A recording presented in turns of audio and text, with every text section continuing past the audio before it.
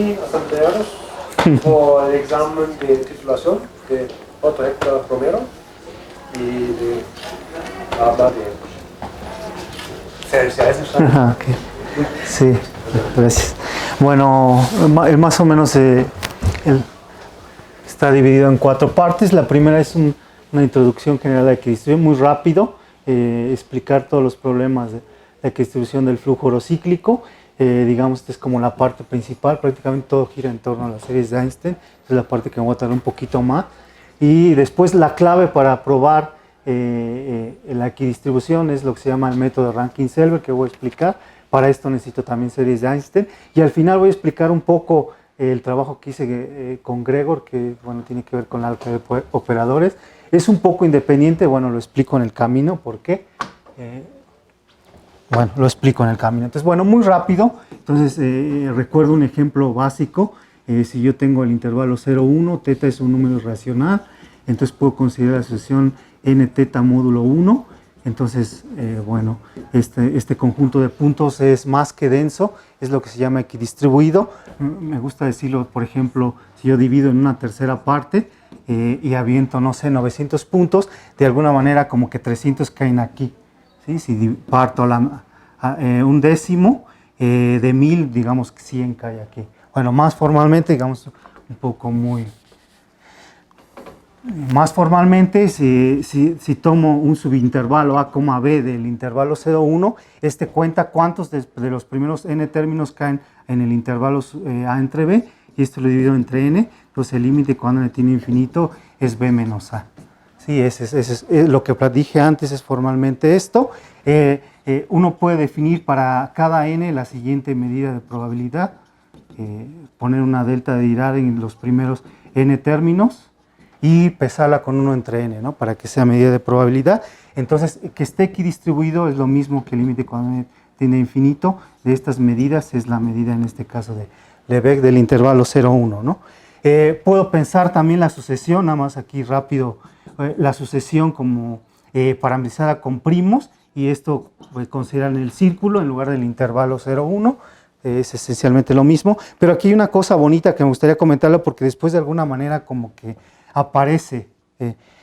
Aquí uno puede asociar, si numera en lugar de los enteros con los primos, una función z que depende de un parámetro s y depende de ciertos caracteres. Los caracteres son las funciones de S1 en C, que es elevar a la n, ¿no?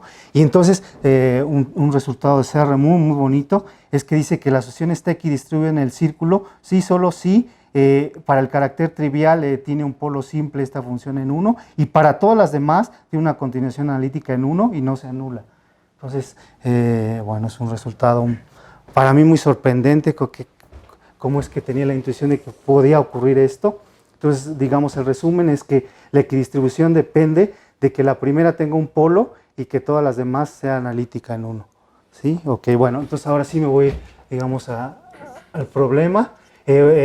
Voy a explicar un poco los resultados anteriores, porque todo son analogías.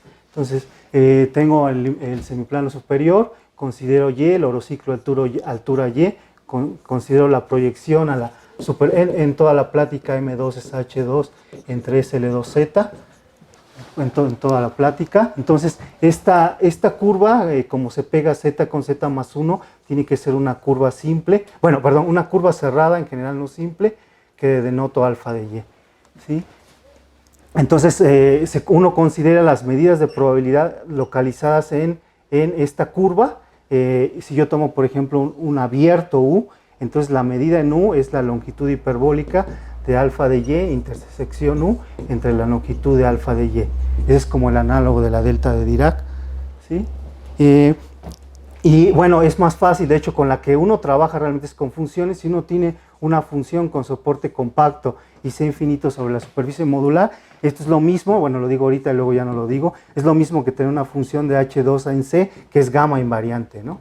Y entonces yo puedo definir la medida en la función simplemente como la integral de 0 a 1. ¿Perdón? Gamma es PSL2Z. Ah, sí, gamma es PSL2Z, sí. Y este es dx, ¿no? Entonces, este realmente es con la que uno trabaja. Y bueno, el resultado de Sayer es que el límite de estas medidas es justo la medida de x de y entre y cuadrada que denoto nu. El límite de las medidas nu y es esto. Si uno, por ejemplo, considera el abierto u y considera la función característica x de u, que en un punto es 1 si el punto P está en u y 0 si no, y esto lo meto aquí, entonces lo que obtengo, esto es lo mismo que el límite cuando y tiende a 0 de la longitud de alfa de y intersección u entre la longitud de alfa de y entre el área de u entre el área de M2, ¿no? Te faltó normalizar, pero no importa. Ah, sí, aquí es normalizada, ¿no? 3 entre pi. 3 entre pi, sí. Sí, porque el área del Sí, aquí es 3 entre pi. Sí, sí. Sí, aquí hay que normalizar primero, entonces, y bueno, lo que obtengo entonces con la función característica de x de u es este límite, que lo que dice es que por si, digamos, yo divido en 3 partes la superficie modular, que para y grande, esta curva, la tercera parte cae aquí. Es justo el análogo de este, ¿no? ¿Sí? Perdón, aquí es cuando y tiende a 0. Cuando y tiende a 0, todo el límite está bien. Cuando y tiende a 0, la longitud es 1 entre y, entonces tiende a infinito. Entonces, que esté equidistribuido significa pues que la proporción de la curva contra una región es justo la proporción del área, ¿no? ¿Sí? Es exactamente la misma analogía. Luego, Sarnag levanta el problema al haz tangente unitario. Entonces, el haz tangente unitario es el haz tangente unitario del plano hiperbólico entre la acción de gamma. La acción de gamma en H2 es la de gamma, la usual, y en los vectores es con la diferencial. Entonces, como son isometrías, pues manda vectores unitarios en vectores unitarios. Entonces, aquí tengo el 0, 1, tengo el orociclo altura y si considero este vector, pues la diferencial me manda este vector en este vector porque esta es una traslación. Entonces, esto se levanta a un campo vectorial. Esta curva se levanta usando este campo vectorial constante a una curva en el haz tangente unitario, ¿no? Esta es la proyección usual y usando el E1, entonces considero las curvas E1, alfa de y considero las medidas de probabilidad. Bueno, Sarnag considera las medidas de probabilidad localizadas en estas curvas que ahora viven en el haz tangente unitario. Y entonces lo que prueba él es que el límite cuando y tiende a 0, esto es ahora la medida de Haar, ¿no? Medida de Haar normalizada, ahora sí. Sí. Ok.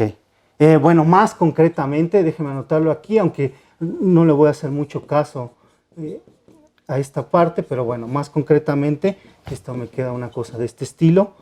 Estas son ciertas distribuciones que tienen que ver con los polos de la serie de Einstein asociada a la superficie. Este es, digamos, concretamente, cuando y tiende a 0, toda esta parte se va y justo me queda esto. ¿Sí? Ahí mencionaste, ¿Sí? O sea, ahí te queda la medida de Haar, porque de alguna forma estás haciendo una identificación con un grupo, ¿no? Hay un cierto grupo con el que estás identificando. Ah, sí, aquí sí, para n igual a 2, aquí voy a usar siempre es el grupo SL2R. Entonces es la medida de Haar de este grupo. No, pero que dices que T1 de H2 se sí, exacto. Este se identifica con G entre gamma, ¿no? En este caso sería PSL2R entre PSL2Z. Perfecto. Sí.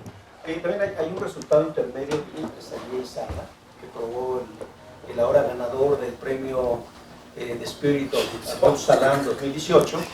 Y sí, sí. Un poco de ese resultado. Bueno, esta cosa es como muy valiosa, ¿no? De hecho, desde aquí, ¿no? Hay el término de error para esto. Bueno, aquí tengo que decir una cosa, que justo para la superficie modular, el único polo de la serie de Einstein es el 1, entonces toda esta parte no aparece. Y esta parte, la mejor aproximación es, sí, solo sí, la hipótesis de Riemann, ¿no? Sí, sí. Aunque debo decir que en esa parte yo no me metí mucho, ¿eh? Sí, como que lo que primero quería ver era que el límite daba lo que daba. Y si me sobraba tiempo, quería hacer pero no me sobró. Entonces, no, al final no entré mucho en esto de las mejores aproximaciones. Por eso quedó muy corta la tesis. Sí, ¿verdad? Sí, ok.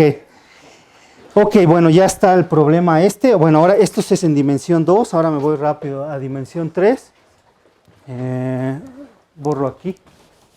Entonces, dimensión 3, el análogo natural de la superficie modular, pues son las orbifolds de Bianchi, Entonces antes tenía a Q, su anillo de enteros era Z, ahora considero un campo cuadrático imaginario, en realidad solo voy a considerar el número de clase 1, entonces este tiene asociado un anillo de enteros gamma de D, entonces considero los subgrupos PSL2 o de D, ¿no? ¿Sí? Entonces esta notación que voy a usar todo el tiempo, M3D, pues es H3 entre gamma D, y son orbifolds hiperbólicas con una sola cúspide en infinito. Para D igual a 1, 2, 3, 7, 11 y otros, ¿no? Son 9. 9 exactamente. Ok, entonces aquí ahora estoy en H3. Ahora rápido la acción, una matriz ABCD en SL2Z. Bueno, la notación uso en algún momento esta para un punto Z, lambda para la altura es un punto de H3, o también he usado la notación en series de Z, lambda, ¿no? Por si ahorita aparece y no lo digo. Entonces la acción, uno puede ver que esto es muy bonito porque utiliza uno los cuaternios y justo esta es la acción C, Z más lambda, J más D. Este es un cuaternio, este es otro cuaternio, los metamos como cuaterniones y se puede ver que no hay término K y que el término el término de J es positivo, entonces te cae en H3 y ese da la fórmula correcta, ¿no? Ok, entonces bueno, ahora considero en H3, en lugar del orociclo altura Y, el oroplano altura lambda, considero la proyección a M3D, que es el orbifold de Bianchi, este se levanta un toro, bueno, perdón, es un orbifold plano, ¿no? Sí. No necesariamente es un toro, ahí puede causar problemas en las unidades del campo. Pero, el dominio fundamental es como... bueno, ese es... Sí, bueno, no es tan fácil aquí dibujar los dominios fundamentales. A ver si me acuerdo. Es una cosa como de este estilo. Luego aquí uno intersecta con la esfera. Una cúpula geodésica. Es como algo así, es un poco más... Sí. Sí. Sí, es un poco más. De hecho, ese es el caso fácil, pero luego ya se complica porque hay muchas esferitas, entonces es mucho más difícil dibujarlo. Cuando pasa el espacio de identificación, lo que está sobre la esfera, eso se transforma como en un toro, ¿no? Exacto. Sí, está una cosa así.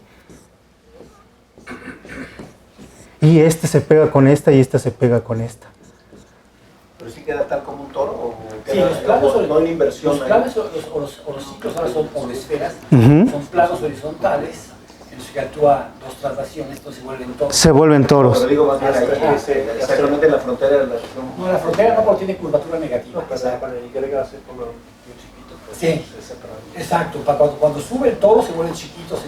Sí, sí. ¿Cómo llamaste la variable? Lambda, en este caso en H3 lambda. Y cuando lambda tiende a cero, el toro se va embobinando Sí. y se vuelve de eso, como tu ejemplo anterior. Exacto. Sí, no, pero yo digo, cuando haces la identificación en M3, la parte de la frontera en la que está sobre la esfera, esa se identifica también como un toro, pero está chuequito, ¿no? No es como una involución ahí de por medio, ¿no? Sí, como una involución. Sí, se vuelve una superficie de Kummer.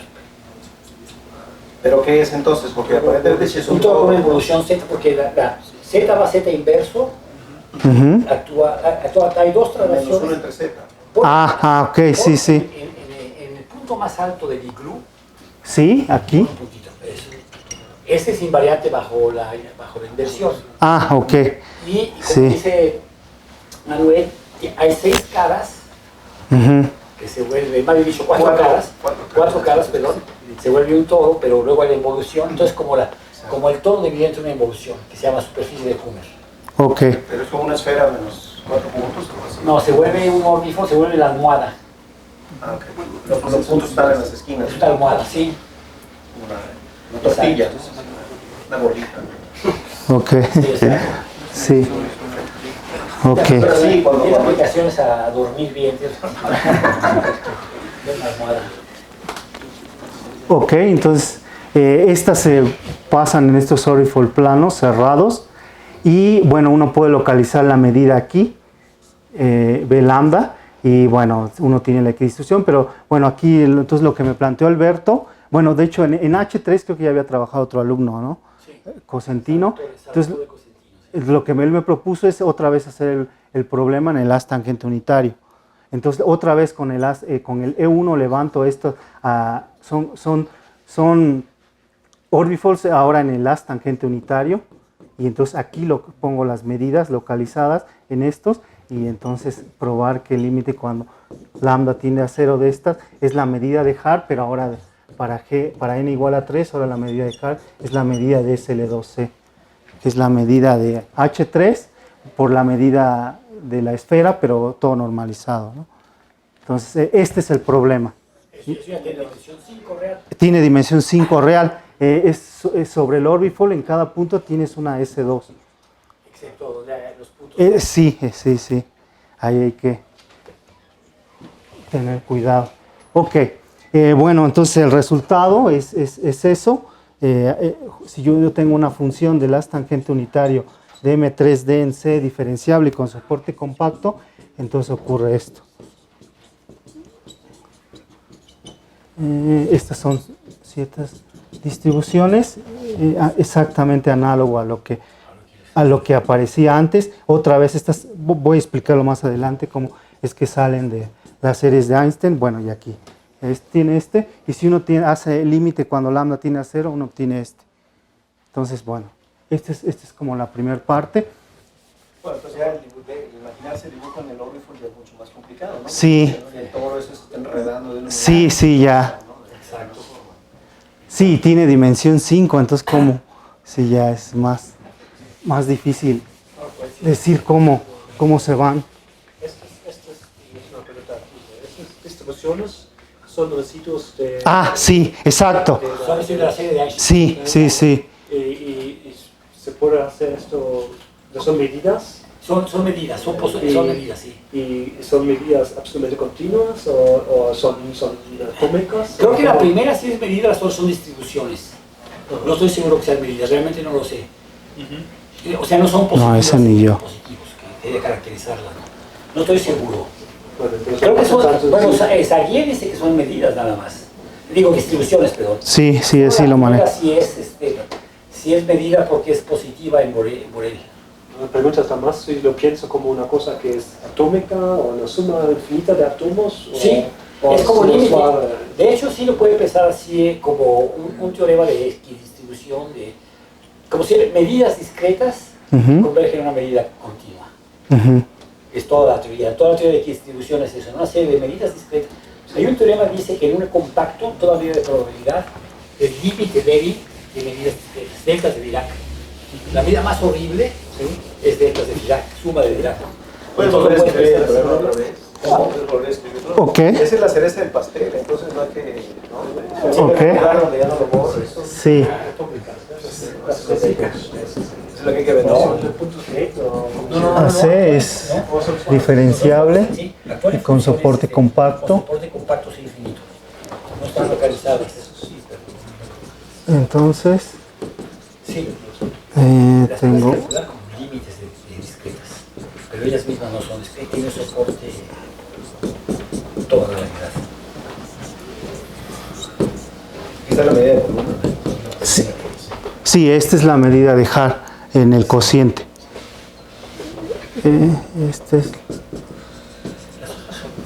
Estas salen como residuos, ahorita lo voy bueno, un poco al final lo voy a decir cómo. Este es... ¿No son los SPs? Los SPs, sí, son justo los residuos de la serie de Einstein. Bueno, van a salir. Uno es el 1 y generalmente hay residuos entre 0 y 1. Estos SP son estos numeritos. Y por eso estos son residuos en estos puntos, como decía Grego. Y otra vez el lambda tiene que ver con la Z. Sí, exacto. Bueno, ese yo no trabajé, pero este es la mejor, el mejor orden para esto es solo la hipótesis de Riemann para la Z de Dedekind, de este campo, asociado al campo de números Q raíz de menos D. Sí, exacto. Pero es lambda a la 1. Sí, es muy chafa mi aproximación, ¿eh? Sí, sí. Pero el punto es que cuando lambda tiende a 0 sí se va. Sí. Pero exacto, pero la mejor aproximación tiene que ver con la hipótesis de Riemann para la z de Dedekind asociada a este, que es justo el análogo para la superficie modular, ¿no? En ese caso es la z de Riemann. Entonces, bueno, ese es el resultado, lo dejo. Ok, bueno, para esto, bueno, necesito explicar ahora toda la parte de series de Einstein. Entonces, bueno, rápido. Entonces, primero explico un poco cómo es el contexto general. Entonces, en dimensión 2 tengo la superficie modular y voy a recordar rápido cómo se define la serie de Einstein clásica. En el haz tangente unitario tengo unas series generalizadas, n, y aquí hay unas que yo llamé proyecciones, perdón, aquí es que eso es importante, bueno, aquí en dimensión 2, ahora sí tomo SL2R, y G es un elemento en G, y S es un complejo con parte real de S mayor que 1.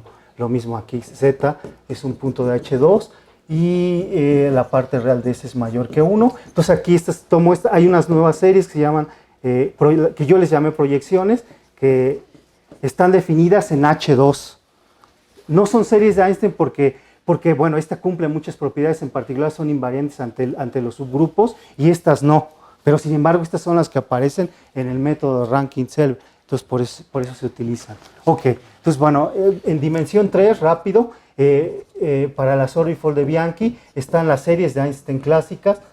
Z lambda, estas están definidas en H3. En el haz tangente unitario, yo definí aquí unas series usando armónicos esféricos, ahorita lo platico un poco. Aquí hay que usar una clase, pero al final de cuentas encontré una relación entre y la transformada de Mellin. Bueno, aquí lo digo rápido.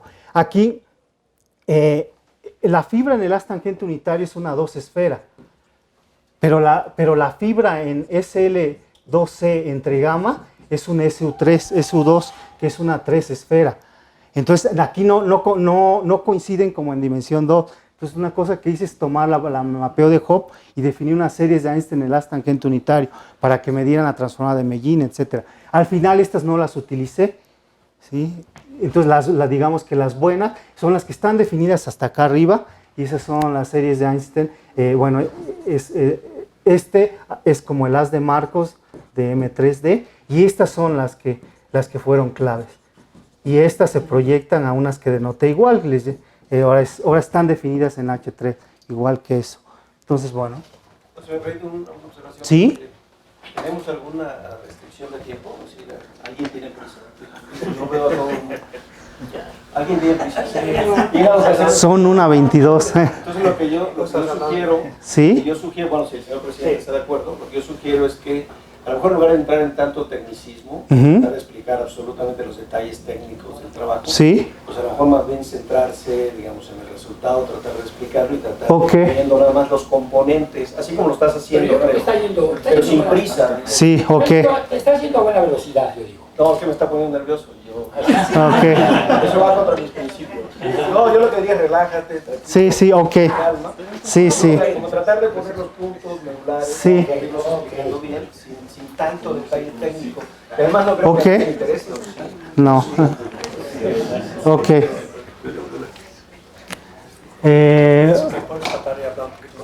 Más lento, ok. Sí. Entonces, bueno. Pero que posiblemente no queremos ver tantos detalles. Ok. Tantas cautelas que muchas personas lo hicieron, tú lo hiciste. Ok.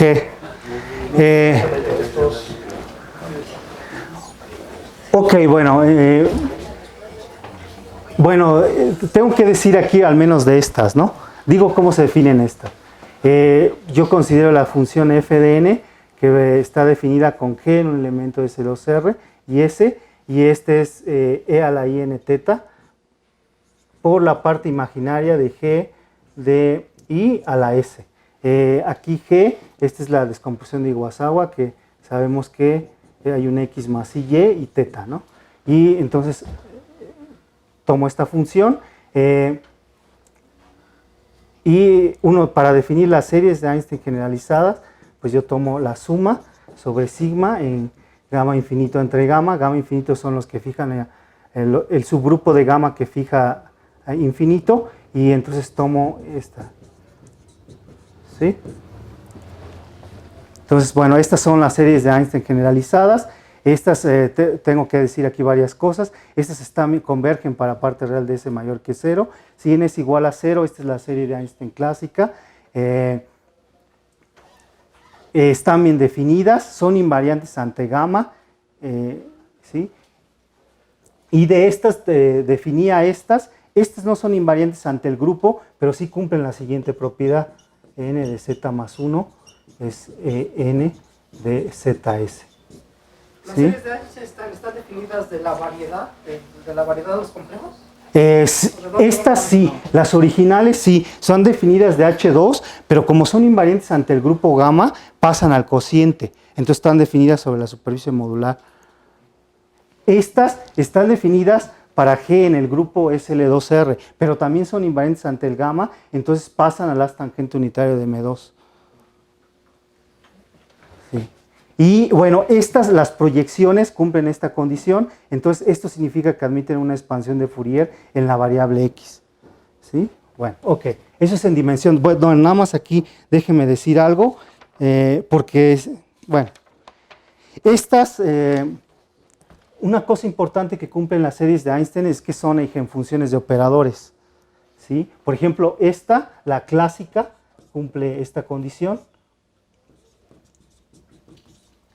Porque es fácil, es muy fácil de ver, haciendo n igual a 0, y esta es una la función y la s es una eigenfunción de Laplaciano, entonces eso se sigue la serie de Einstein. Pero si yo puedo dar una métrica izquierda invariante en G, de manera que el Casimir es un cierto operador, aquí es el de XX más DYY, etcétera, y la parcial de X con respecto a teta, más 5 cuartos, la parcial teta, teta, y la parte importante es que la serie de Einstein es una eigenfunción, bueno, aquí cierta constante de esta, pero aparte la parcial con respecto a teta de E, pues es I, en este caso se ve claro, ¿no? Es IN por la serie de Einstein.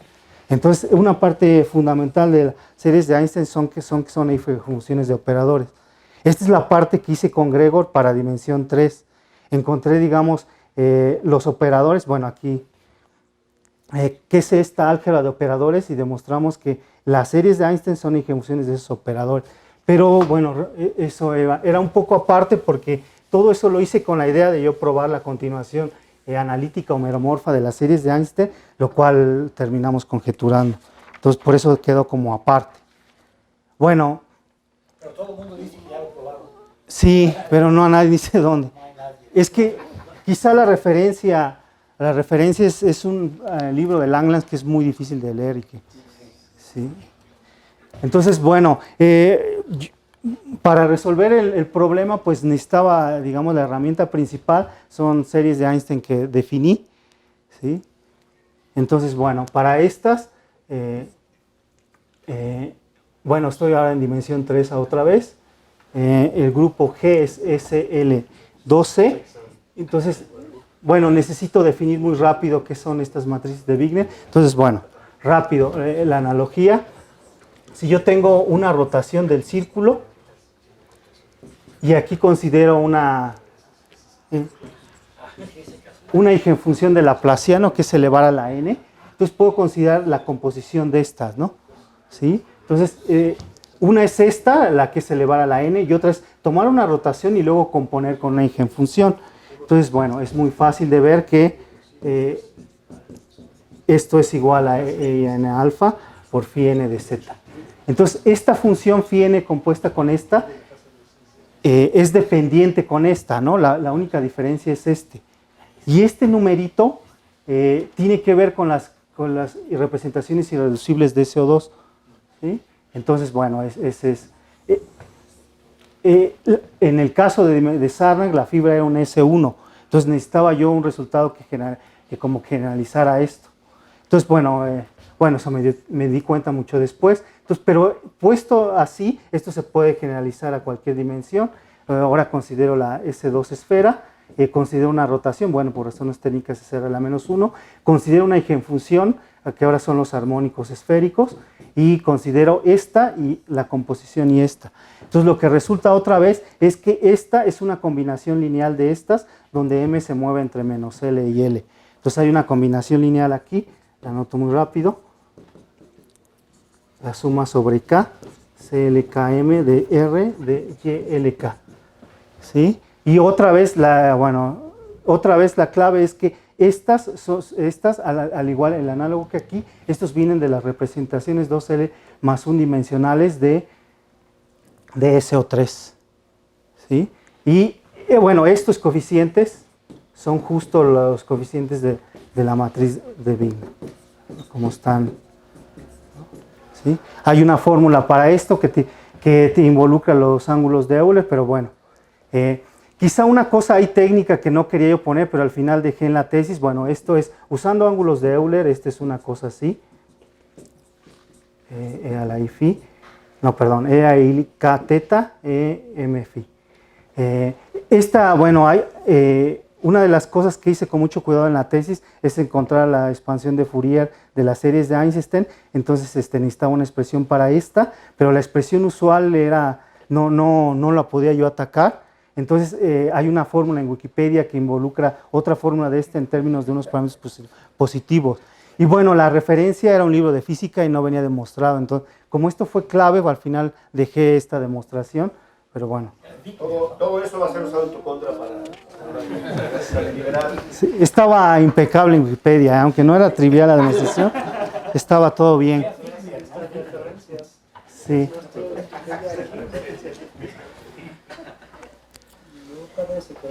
Ok, bueno, entonces, en resumen, estas funciones de LKM le dan una rotación de SO3 y les devuelve un número complejo, ¿no? Digamos, ese es el resumen de esta parte. Ok, rápido, denoté por T el mapeo que va de SL2C a SU2 y simplemente toma la parte de la descomposición de Iwasawa, pues la matriz de SU2, ¿no?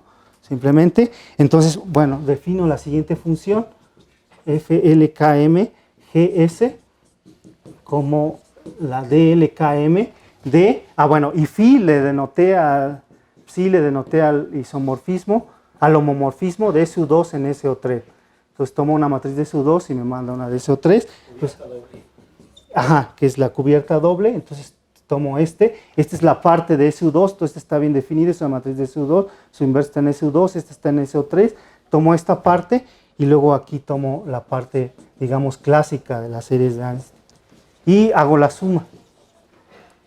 La suma con sigma y gamma infinito. Aquí hay que tomar un subgrupo de esto y es simplemente esta función. Sigma GS. Y estas son las series de Einstein que son clave. ¿Sí? Bueno, sí, aquí hay que trabajar con hay que trasladar uno. No sé si por el Y cúbica de abajo de la... Pero aquí generalmente es con 1 más S, no con S.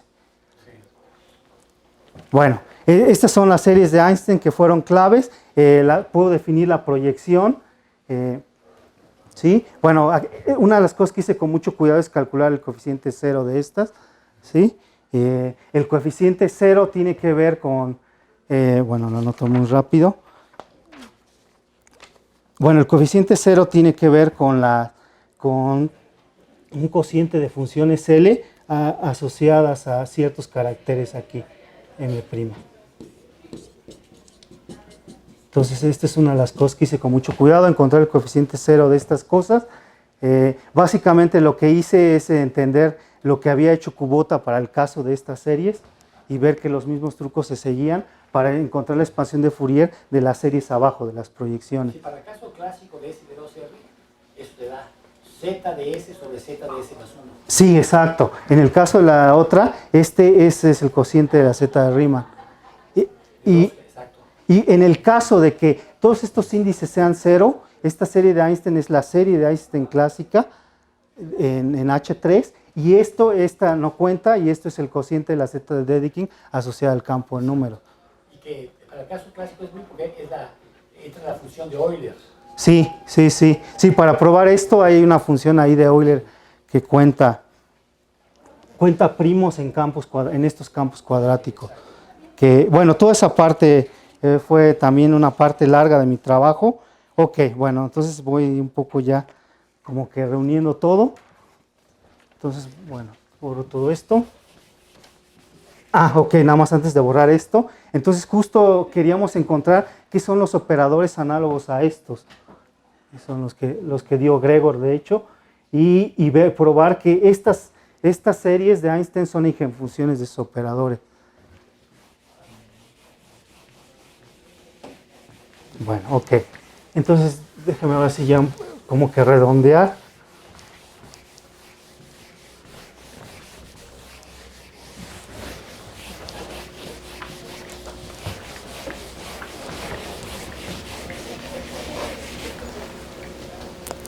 Ok, me regreso otra vez a la superficie modular porque son las mismas ideas.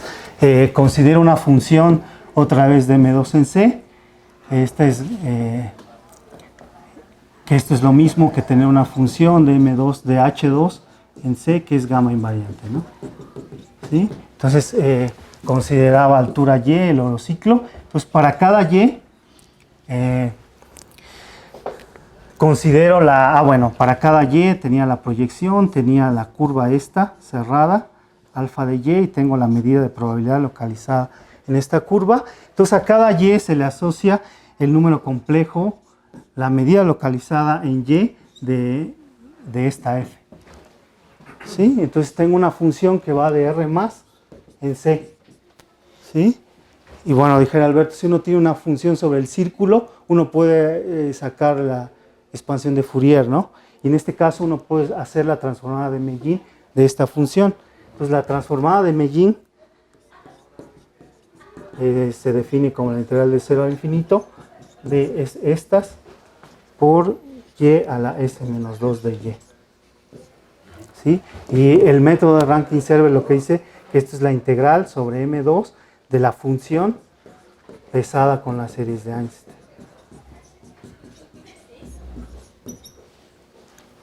¿Sí? Ese es el resultado clave. ¿Sí? Las propiedades de las series de Einstein la pasan a esta. Entonces, por ejemplo, en particular, en principio tiene una continuación analítica homeomorfa a toda C. ¿Sí? Ok, entonces, bueno, digo cómo saldría a grandes rasgos el resultado de Sayer. Entonces, lo que hace es considerar, bueno, la función h de C en C, ya sabiendo que tiene una continuación meromorfa, considera la función esta, que y a la 1 menos S, y entonces considera, tiene el plano complejo, digamos este rectángulo, y toma la integral de esta función sobre este rectángulo. ¿Sí? Entonces se puede ver, bueno, y esta altura h la atiende menos h, este h va a dar a infinito. Entonces en el límite lo que me queda es la integral de solo esta. Bueno, esto tampoco es trivial probarlo, pero esta integral se puede ver que va a 0, esta también a 0, entonces solo sobrevive como esta línea. Es igual a 2pi por los residuos de esta función en 1. ¿Sí? Entonces, se puede ver que esta integral es menos 2pi por O de y a la 1 medio. Esto es lo de Sayer, ¿no? Estoy otra vez en la superficie modular. Y luego, si uno integra sobre una línea horizontal la transformada de Mellin, lo que uno integra es otra vez esta, ¿no? Es la inversión del inverso. Entonces aquí es justo queda esa integral. Recupero otra vez la medida. Y entonces aquí lo que me queda es 2pi por el residuo de h en S igual a 1 de h de S, pero esto no es otra cosa que 2pi por el residuo en S igual a 1 de en 1 esta no cuenta, de esta. Y luego aquí, esta es la cosa importante, que si yo tomo el residuo aquí, de esto en S igual a 1, es como tomar el residuo de las series de Einstein. Y un resultado clásico importante es que esto es justo 1 entre el área. Entonces me queda 1 entre el área por la integral, bueno, lo anoto, 1 entre el área por la integral sobre M2 de f de z de x de y pero esto es justo la mu, ¿no? Normalizada.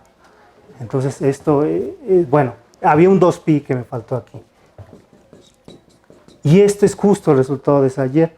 Lo paso para acá. Y eso es el resultado. Entonces, pues la clave era todo esto, ¿no? Este es el resultado, digamos, fuerte con el que uno puede ver esto. Y ya, digamos, como para ir concluyendo, en el caso de dimensión 2, en el caso de Sarnak, aquí empezamos con una función en M2, ahora empieza una función en el haz tangente unitario. Esto es otra vez solo una función en el haz tangente unitario de H2 a C, que es gamma estrella invariante. Entonces, para cada punto Z tengo la fibra, entonces si fijo el punto Z tengo una función sobre la fibra, ¿no? Entonces esa admite una expansión de Fourier. Los coeficientes se denotan así, claramente dependen de Z, y aquí un E a la IN teta. Entonces la versión modificada de esto, utilizo esta misma, es que la transformada de Mellin análogamente se define, de esto es, aquí queda, sí, aquí quedan las series E2N de ZS, y aquí queda F N de Z.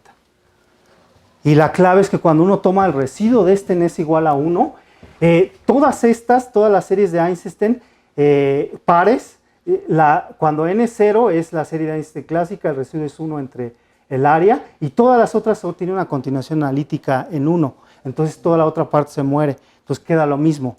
Y se puede ver que esa integral es la misma que la medida de Haar de F, entonces queda exactamente lo mismo que esto. O sea, la clave es esta fórmula. Y en el caso que yo hice, pues si yo tengo una función sobre el haz tangente unitario de una Orifol de Bianchi, que es otra vez sí solo sí esto, pues ahora tengo, ahora en la fibra es una esfera, ¿no? Es una esfera. Entonces esto ahora puedo utilizar la expansión de Laplace de la función en cada fibra. Entonces, obviamente depende del punto, y aquí son los armónicos esféricos. ¿Sí? Y entonces el resultado clave es que esto es igual, no, aquí siempre aparecen muchas sumas, suma de m igual a menos k hasta k, la suma de L igual a menos K, no, perdón,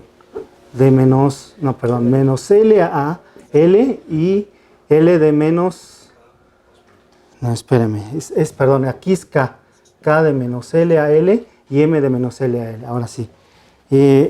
Los coeficientes, no, aquí van unas constantes que tienen que ser con los armónicos esféricos en el punto 1, 0, 0 de H3. Y aquí va una integral, otra vez, sobre el dominio fundamental de los coeficientes por la suma sobre todas estas. Estas son las proyecciones.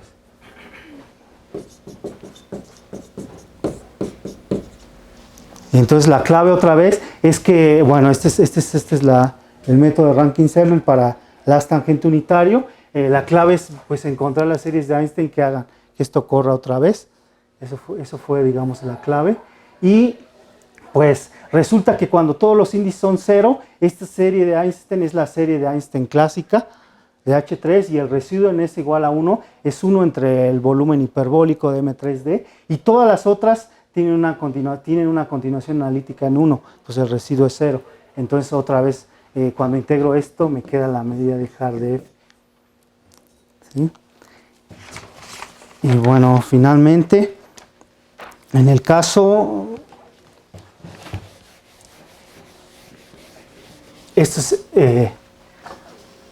esto no lo terminé probando en la tesis, que esto se admite una continuación analítica homeromorfa. Ok, entonces, bueno, nada más como para concluir, otra vez estoy en el caso de SL2C. Bueno, muy rápido. H1, doy aquí la base de matrices.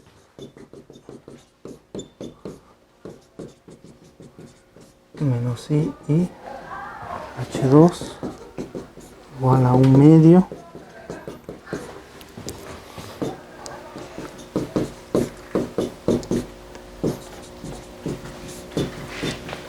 Esto, todos los otros lugares son 0.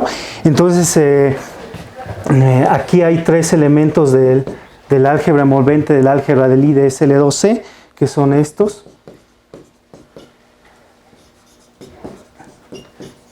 El álgebra envolvente es isomorfa como espacios vectoriales filtrados a un subespacio de operadores diferenciales invariantes.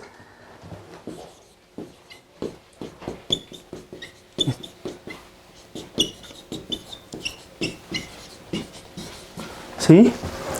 Entonces hay un isomorfismo de espacios vectoriales filtrados entre estos viven en el álgebra envolvente, entre el álgebra envolvente de SL2C y el álgebra de operadores diferenciables en invariantes, perdón, sí, G invariantes a la izquierda sobre G. Entonces la imagen de estos, ¿cómo?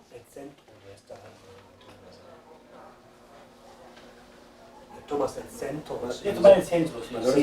Sin el centro tomas los operadores diferenciales. Sí. ¿Aquí tengo que tomar el centro? Sí. Mm. Sí, es el centro. No importa. En todo caso, es un operador canal el centro. O tomas el elemento universal y vas a los operadores diferenciales. Ok. Cuando tomas el elemento universal, el centro de eso, y vas a los operadores diferenciales invariantes. Ok. Una de las dos cosas. Una u otra, sí. Ok. Estaba correcto como dijiste antes que vas solamente a los operadores diferenciales. Perfectamente bien. Y que ahí nada Te más. interesa más al centro, van los operadores diferenciales invariantes. Ok. Puedes quitarla ahí nada más, lo que dice Greg. Ah. Sí. Ya se reconforta el espíritu. Ok. Y entonces, pues en el caso de dimensión 2 era como muy claro porque ahí tenía un E a la IN teta y si que sacaba la parcial con respecto a teta, pues era obvio que era una eigenfunción, ¿no? Pero en este caso, pues yo gasté muchas horas tratando de hacer los cálculos y bueno, así no me dio. Entonces más bien siguió como siguiendo las ideas de Gregor y bueno, ya lo que probamos entonces es que estos, bueno, aquí es 1, 2 o 3 de estas series de Eisenstein, es ciertas constantes. Bueno, aquí las calculamos explícitamente, pero no las pongo ahorita por estas.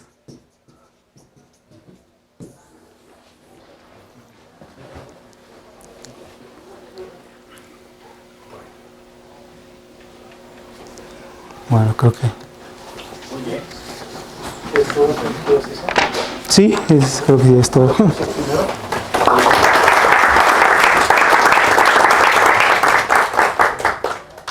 Bueno, preguntas. Comentarios. No, yo solo quiero hacer comentario también para el público, que aunque todo esto se ve así muy esquemático y muy explicado y se entiende con mucha claridad, hay que enfatizar, por ejemplo, que en esas expresiones, esto que cerraba el cuadrado de las series de Einstein, generalizado y estas cosas, requiere muchísimo esfuerzo, mucho trabajo de cálculos realmente serios, no es como el gimnasio del matemático, no hay que trabajar, fíjense, con 3 series y las funciones, los operadores, los cálculos son realmente impresionantes y bueno, al final fructifican, ¿no? Afortunadamente. Faltaba toda una parte de sistemas dinámicos holomorfos también. Ah, sí. Porque en ese de 2 tiene los tres campos. Es como la parte compleja de esa álgebra. ¿Sí? Tiene 3 campos holomorfos, el álgebra de holomorfa, y generan flujos muy bonitos, ¿no? Con los holocíclicos. Es que hay toda una industria de flujos holocíclicos, con el teorema de Radner y cristales que distribuidos. Eso no se ha tocado tanto, ¿no? Pero aquí también se tiene, entonces, en este caso, Sí. los foliolos de Bianchi. Nada más que ahora en lugar de hacer el hocico que pintaste de Sagnier, que era un circulito, ahora se vuelve la curva elíptica, ¿no? porque PCD12 es un grupo de vía complejo de dimensión 3, ¿no? Y entonces pasa al cociente, ¿no? Es flujos muy bonitos, ¿no? El método de Röntgen-Zellwerk es integral, ¿no? Es Sí. la transformada de Medellín, tal que te queda otra vez integral sobre toda la superficie. Sí, Sí, sí. pesadas con las series de Einstein. Pero de hecho, si tienes la serie Eisenstein normal, es lo mismo en H2, Ajá. y lo tomas sus cuadrados, pero después en diferentes puntos no tienes una relación con el núcleo de calor, sino con el Laplace. Sí, sí. Entonces, ¿Cómo? si tomas los cuadrados de estas series de Eisenstein, pues meten el valor en el Z y el W, pero Ajá. el mismo número S, ¿no? Y pues tomas y así sumas sobre los coeficientes, todos esos, como las sumas que existe M y K, y después lo multiplicas con un factor y a la T, no sé, obtengas alguna cosa que debe tener relación con el núcleo de calor. Sí, de la palabra Laplace en ese es en los C, ¿vale? Sí, exacto. ¿No? Sí, porque son funciones propias del operador de Laplace. Entonces, para probar que tienes una combinación analítica, no sé, posiblemente puede ser útil. Lo hacen así, lo hacen todo lo que buscamos, que no encontramos, todos mencionan. El truco es que son valores propios de operadores diferenciales, pero hasta ahí después no te explican cómo, y yo no soy analista, nunca pudimos encontrar. Por ejemplo, Que lo pensaron ustedes y lo escribieran, porque es un problema abierto, gente. Sí, lo que ocurre es que el kernel del calor es el que genera las soluciones de la ecuación de Laplace. Sí. Es lo que está tratando de decir. Sí. bueno, ahí intenté un poquito leer a Langlands y por ejemplo decía que pues, tan solo bueno, aparentemente él pues trabajó en toda su generación las series de Einstein, da unas condiciones para que sus series de Einstein tengan una continuación analítica, él sí lo prueba, pero había una condición justo de que hubiera una álgebra de operadores, de manera que la función que los genera, en este caso esta, fuera una eigenfunción de todas ellas. Entonces yo supuse que era la que buscábamos, pero tampoco pude comprobarlo. No, pero que ahí se crea en dimensión 2, porque ahí sí son funciones propias del Laplaciano, ¿no? Entonces está asociado con la ecuación de calor. Más que leer a Langlands, yo sugeriría leer Stein, ¿no? Fourier Analysis, ¿no? Basic. Pues ahí vienen con las ideas desarrolladas, ¿no? Cómo relacionar, Ok. cómo el kernel realmente genera las soluciones de la ecuación del calor. ¿Cómo se llama? Tenemos trabajo. ¿Qué? Tenemos trabajo. Sí. Sí. No, si saca la continuación analítica es un súper teorema. O sea, Bernstein, ¿quién fue Bernstein o quién fue el que todo cita, que dice que no está completo? Yo te mandé mucho material, ya no te acuerdas. Garrett, no. No, Garrett es el que dice que Bernstein en realidad no lo hizo. Joseph Bernstein, de Israel, de Chicago, tiene demostrado la continuación analítica, pero la gente no sabe si es verdad o mentira, porque nunca lo escribió. Y sé que es un problema, digo, por Langlands trabaja en eso, ¿no? Pero yo soy analista, tengo miedo nada más. Ustedes pueden sacarlo.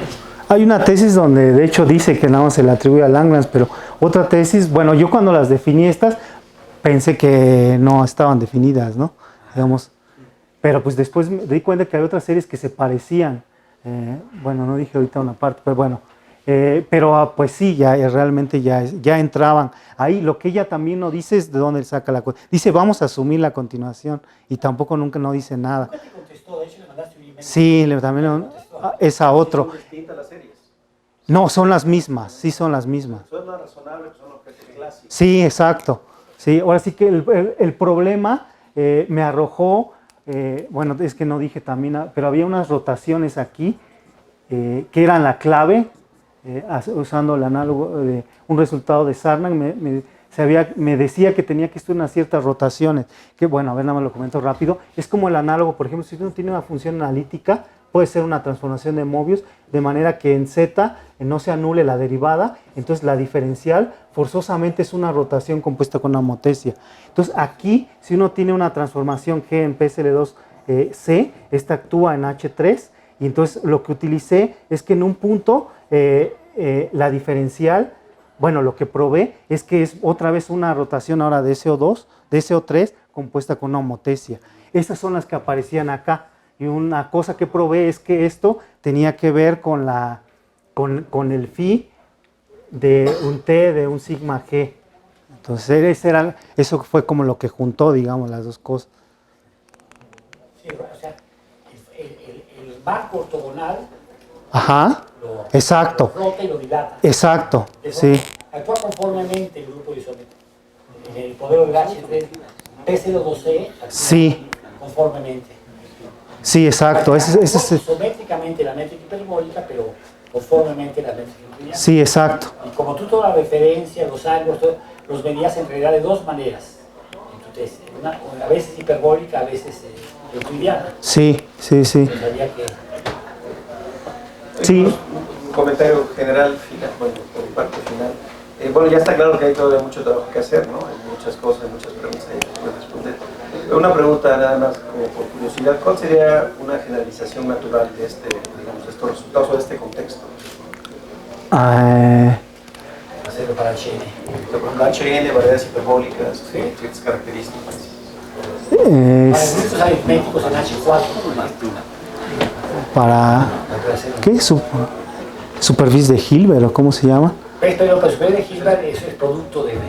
Ajá. Es interesante, producto de H, pero lo haces para, por ejemplo, en H4 tiene, el espacio hiperbólico de dimensión 4 tiene retículas aritméticas. Y otra que es muy interesante, que es el secreto de estado, hacerlo para P1. O sea, la bola con la métrica hiperbólica compleja. Y grupos aritméticos, ahí hay muy bonitos, ¿no? Y otros no aritméticos como los de Lee y Mostro, ¿no? Bueno, una otra cosa como muy relacionada es por ejemplo, si tú no tienes la superficie modular, uno tiene este espacio de Hilbert, L2, sí, así. Pero si uno tiene una representación del grupo gamma, una representación finita y dimensional, entonces hay una manera de torcer por la representación. Entonces, bueno, hacen para variedades compactas con una representación, estudian el espectro, entonces es un espectro discreto torcido, pero cuando hacen variedades de volumen finito como esta, entonces aparece una serie de Einstein torcida. Entonces aquí añade, bueno, ya lo borré, pero digamos en la definición de las series de Einstein es una suma, la parte imaginaria de sigma z a la s, pero aquí justo le ponen el carácter de sigma. Entonces estas a mí como que se me hacen muy interesantes. Bueno, estas, por ejemplo, yo leí que estos lo trabajaron en octubre del año pasado, por ejemplo, incluso están demostrando convergencia, entonces como que no son tan estudiadas. Entonces yo no sé si, por ejemplo, estas entran también en las de Langlands, porque si no hubieran agarrado de ahí, ¿no? Hubieran dicho, pues es que estas entran y ya para qué probamos la convergencia y la continuación. Entonces, por ejemplo, estoy tratando de ver si lo que hice me puede ayudar, por ejemplo, a encontrar la expansión de Fourier de estas. Porque, por ejemplo, una cosa que sí se puede ver fácil es que estas otra vez cumplen esta condición. Entonces, tiene una expansión de Fourier otra vez en la variable x. Entonces, ¿qué aparecería en el coeficiente 0? Pues, no sé, aparecería una función z que tiene que ver con el carácter, algo torcido. Entonces, ese es como... ¿Por qué es un problema de probar que es la converge de esta serie? Porque esto, sí, es que lo puse muy... Espérame, déjame ponerle rápido. Sí. Sí. Yo creo que... No. Si la una serie converge, la otra también Aquí es la parte imaginaria de sigma de z a la s, y aquí va, déjame anotarlo bien, le puse error, es que aquí todo lo puse mal, así. Entonces toma valores en los endomorfismos de B, y hay una norma, la norma de Frobenius. Entonces, pues ellos dicen que no es trivial ver la convergencia de esto. Es un carácter unitario, ¿no? No es unitario. Es en GL de B, donde B es de complejo a dimensión finita.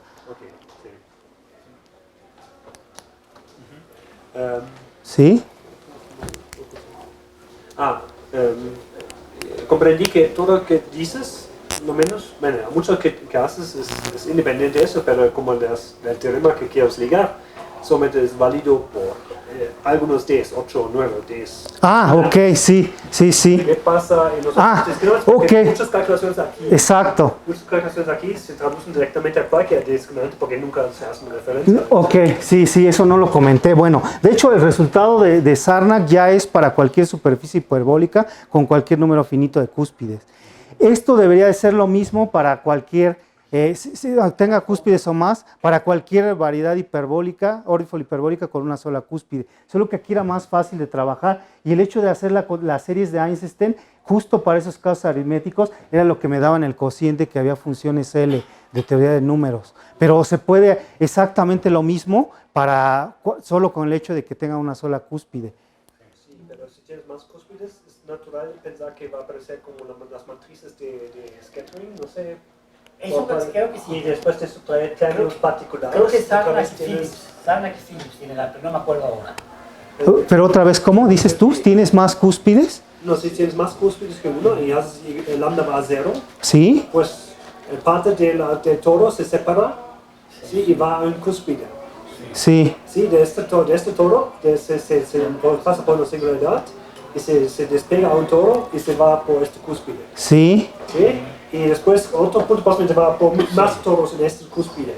Sí. ¿Sí? Entonces me parece que tienes que sustraer algo que viene de la matriz de scattering de Eisenstein. Ok. Debe ser relacionada a eso. Si después te sustrae este término, otra vez tienes que por todo conjunto realmente compacto, algo así, y en esta cosa con muchos cúspides, tienes equidistribución. Sí, creo que lo que quiere decir Gregor es cuál es el teorema de Sarnak, ¿no? En este contexto. ¿Cuál sería el correspondiente teorema de Sarnak? Yo creo que él ya está dando una respuesta. Ajá. Esa es la pregunta, ¿no? ¿Cuál sería el teorema de Sarnak correspondiente? Tú dices para una cúspide. Sí. Entonces la pregunta es cuál es el que dice, ¿qué diría el teorema de Sarnak en esta dimensión? Ok. Bueno, sí, yo tengo entendido que la prueba es igual, solo que ahora solo se usa las series de Einstein asociadas a la otra cúspide, al menos en este punto de vista. De hecho, solo aparece un índice ahí que depende de la cúspide. Pero bueno, quizá un problema, que como lo planteó Gregor, que me parece como muy relacionado, es si uno tiene, por ejemplo, como decía él, una superficie hiperbólica con 2 o más cúspides, tomo el orociclo altura Y aquí otro orociclo altura H, entonces empezar a bajarlo H cuando tiende a 0, y bueno, se intersecta con ¿no? Entonces, por ejemplo, aquí hay un problema de cómo encontrar las intersecciones de este orociclo cuando tiende a 0, cuando empieza a llenar todo con otro fijo, por ejemplo. Entonces, lo que prueban es este conjunto de puntos está en biyección con puntos de un toro.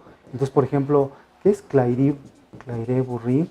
Prueba que estos están equidistribuidos. Y aquí hay una cota que aquí aparecen, tiene que ver como que la mejor convergencia tiene que ver con cotas para las sumas de Klosterman, por ejemplo. ¿Pero lo haces en el hasta aquí unitario? No, lo hace aquí abajo, porque si no, no se intersectaría en la dimensión. La dimensión 1 son 2 curvas. Y se intersectan puntos, exacto. Y cuentas puntos. Pero en el caso de dimensión 3 son todos de dimensión 2. Se intersectan algo de dimensión 1. Eso es lo que es. Por ejemplo, Exacto. el primero orociclo es un plano horizontal y el segundo es un orociclo tangente aquí. Sí.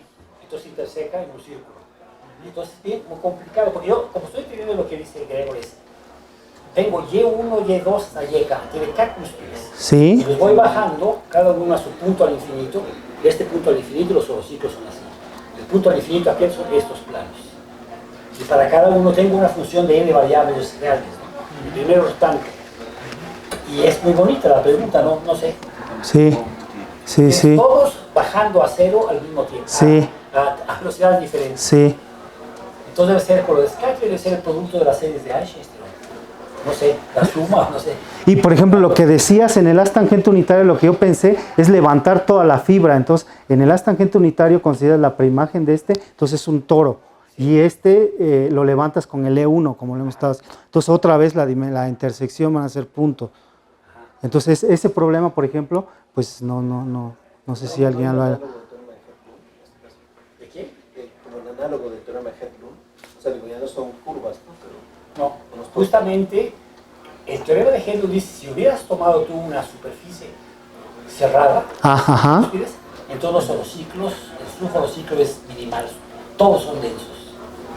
Y el gran teorema de Dani y de Ratner, Marina Ratner, es que hay solo un número finito de cilindros que contienen los ciclos cerrados. Toda la dicotomía, uno de los ciclos o es cerrado o es denso. El teorema precioso. Hay un premio, ese teorema de Ratner, de Marina Ratner. Yo creo que ya, ¿no? Las series de Eisenstein tienen que ver con monopolos magnéticos. Las nuevas series a lo mejor tienen que ver algo con monopolos, ¿no? No sé, ¿eh? Dipolos o multipolos. Bueno, ese grupo está correcto porque hablamos de SU2. Sí, exacto. SU2, exacto. Quería, no sé si... O sea, las series de Eisenstein, como las definiste, sí está muy metida la acción de SL2, ¿no? O sea, en este caso es SL2Z, sí. O bueno, para algún otro grupo aritmético. Yo quisiera saber si hay series tipo Eisenstein para algún otro grupo semisimple o simple o semisimple. Como SL3Z, 3C, algo así. Ajá. Sí, creo que ese es justo para la parte como de Langlands. Utilizar G, un grupo muy general, y utilizar en lugar de SU2 el subgrupo maximal compacto, etc. Creo que hay como toda una parte ahí. Serge tiene un libro exactamente de eso. Sí, es parte como de la teoría. Sí, en altas dimensiones. Sí. Bueno, pues entonces, si nos permiten, Bueno, primero... ya no hay preguntas más. El público, ¿no?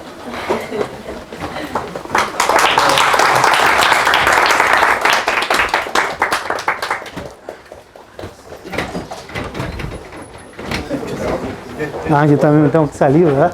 Sí.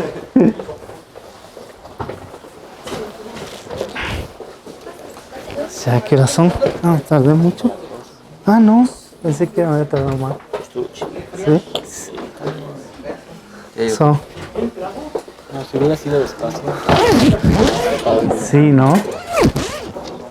El amaranto es el mejor alimento que hay. Yo me despido. Sí, ya nos estamos viendo. A seguir con la chamba. Sí, te regresas a Azcapotzalco, ¿no? Sí. Espero. ¿Examen? Los que tengan gorra, por favor, se la quitan. Solemne. Bien, entonces, el doctor Manuel Cruz López, secretario del jurado que examinó al MNC Otto Héctor Romero Germán para optar por el grado de doctor en ciencias del programa de maestría y doctorado en ciencias matemáticas y de la especialización en estadística aplicada, hace constar que obtuvo la calificación de aprobado.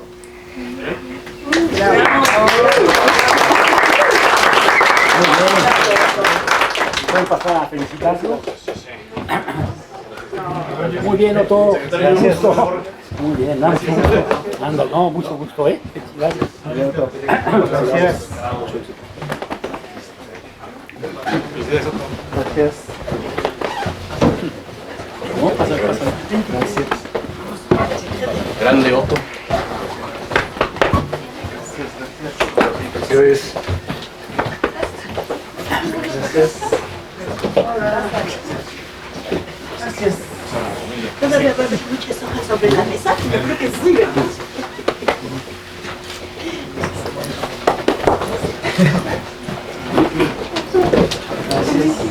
Qué frío hace, ¿no? Felicidades. Dios es cierto. Si no lo aceptan, le iba a dar el moche. No, es excelente alumno, no hay problema. Pasó muy bien. Sí, me hablaba. ¿Qué? Me hablaba de los... Sí, siempre dábamos en seminarios y siempre hace preguntas difíciles. ¿Verdad? A veces no entendemos lo que pregunta, pero cuando siempre son buenas las preguntas, pero dificilísimas. Y hubiéramos hecho eso en la tesis doctoral para vengarnos. Gracias. Muchas gracias. Muchas gracias, al contrario, felicidades. Felicidades a los familiares. Sí, mejor sube el